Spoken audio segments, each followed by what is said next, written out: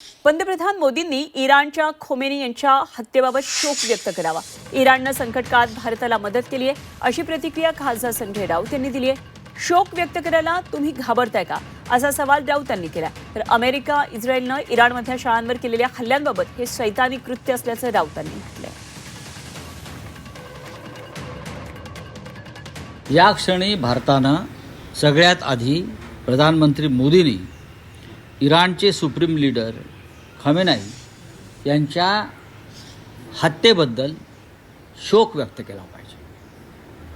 ते लोकांतून निवडून आलेल्या एका राष्ट्राभिमुख सरकारचे सुप्रीम लीडर आहेत. युद्धामध्ये ज्या पद्धतीनं त्यांची हत्या झाली, अमेरिका आणि इस्रायल, इराण हा भारताचा सगळ्यात जुना परंपरागत मित्र आहे. इराण भारताच्या पाठीशी ठामपणे उभा राहिलेला आहे. पाकिस्तान आणि भारताचा जेव्हा जेव्हा संघर्ष झाला तेव्हा इराणनं भारताला पाठिंबा दिलेला आहे. लक्षात घ्या, इराण हा देश असा आहे ज्यांनी भारताला सगळ्यात स्वस्त तेल दिलेलं आहे याआधी. अशा वेळेला भारताचं हे कर्तव्य आहे, भारत सरकारचं, की त्या देशाचा सर्वोच्च नेता, सुप्रीम लीडर ज्याला म्हणतात ते, त्याचं निधन झालेलं आहे. तुम्ही शोक व्यक्त करायला घाबरताय काय? ट्रम्पची आणि नेतन्याहूची परवानगी तुम्हाला लागते?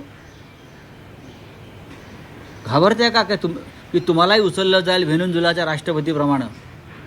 काय धमकावलं आहे तुम्हाला का शोक व्यक्त करू नका म्हणून? शैतानी कृत्य आहे. एका मुलींच्या शाळेवरती हल्ला केला जातो बॉम्बचा आणि 100वर कोवळ्या मुली तिथे ठार केल्या जातात. याचा निषेध जगानं केला पाहिजे. याचा निषेध मोदींनी केला पाहिजे.